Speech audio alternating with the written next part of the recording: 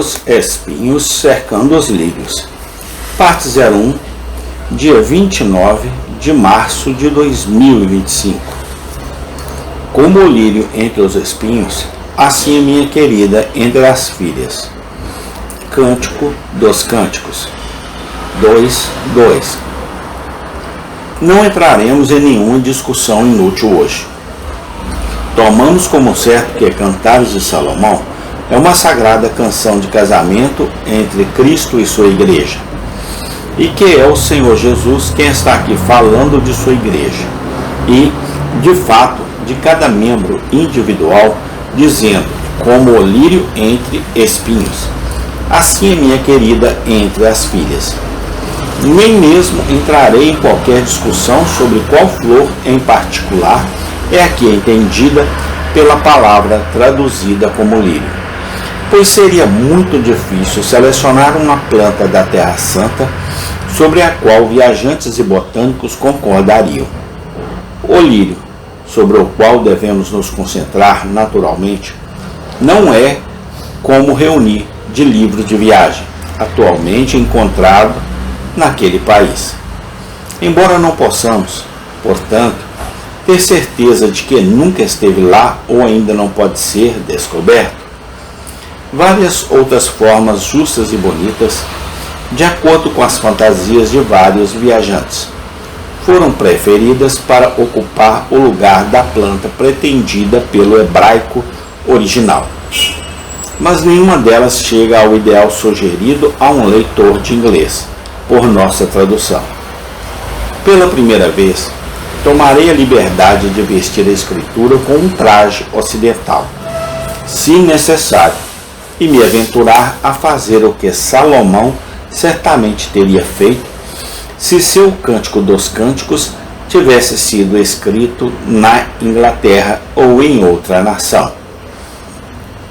Presumo que ele se refira a um de nossos próprios lírios, ou o lírio do vale, ou uma daquelas belezas mais majestosas e inigualáveis pela brancura, que tão gloriosamente adornam nossos jardins. Qualquer um serve, e serve a nossa vez esta manhã. Como o lírio entre os espinhos, assim é minha querida entre as filhas. É de pouca importância ser preciso em botânica, desde que entendamos o espírito do texto.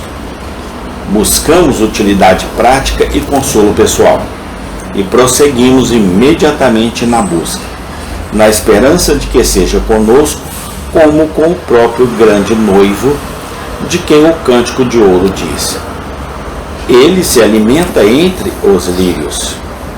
Muitos estão se enraizando entre nós agora, recém-transplantados do mundo, e é bom que estejam enraizados no conhecimento de seu chamado pela graça e no que ele inclui.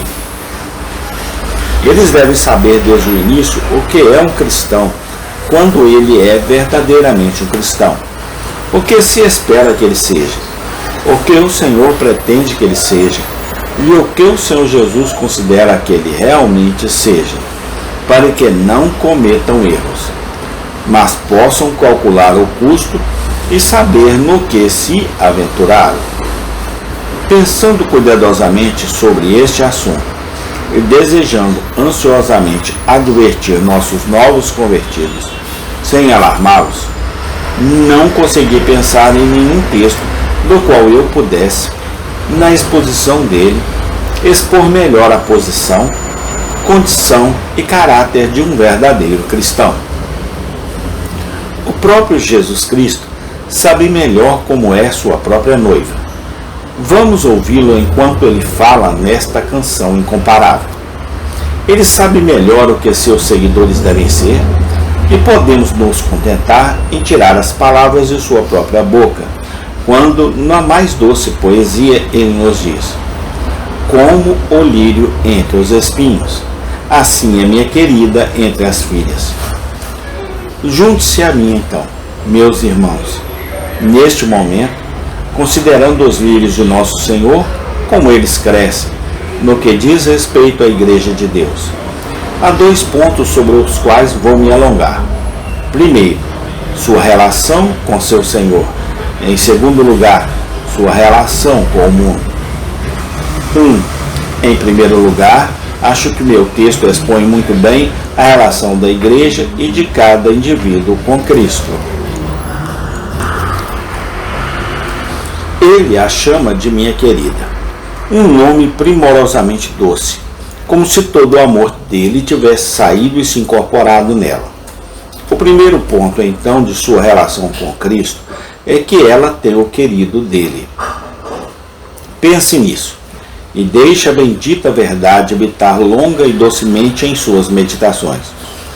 O Senhor da vida e da glória, o príncipe dos reis da terra, tem um coração tão amoroso que deve ter um objeto para gastar sua afeição, e seu povo escolhido entre os homens, a quem ele chama de sua igreja.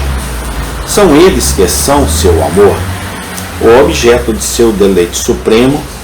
Cristo amou a igreja e se entregou por ela. Ele olhou para o seu povo e exclamou: como o Pai me amou, assim também eu vos amei. Todo crente separado da humanidade é chamado à comunhão de Cristo.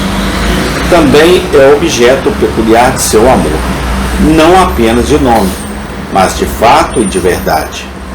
Jesus ama cada um de nós, que cremos nele. Cada um de vocês pode dizer com o apóstolo: ele me amou. Você pode lê-lo em qualquer tempo que quiser. Ele me amou, ele me ama, ele me amará, pois se entregou por mim. Este será o seu cântico no céu. Aquele que nos amou e nos lavou dos nossos pecados em seu próprio sangue, a ele seja a glória. Deixe seus corações se saturarem com este pensamento refinado. O céu está escondido dentro dele, e a quintessência da bem-aventurança. Jesus me ama. Não está no poder das palavras expor a natureza encantadora desse fato. É uma proposição muito simples, mas suas alturas e profundidades, seus comprimentos e larguras ultrapassam nosso conhecimento. Que um ser tão pobre, insignificante e indigno como eu seja objeto da afeição eterna do Filho de Deus. É uma maravilha incrível. Por mais maravilhoso que seja, é um fato. Para cada um de seu povo, ele diz: esta manhã, pelo Espírito Santo, eu te amei com um amor eterno, por isso com benignidade te traí. Cada um de nós pode se alegrar com o título sobre o qual nosso Senhor se dirige a nós: meu querido. Amém. Tem continuação. Muito obrigado, Deus, por esse amor inefável. Glorificado seja o teu santo nome. Amém e amém.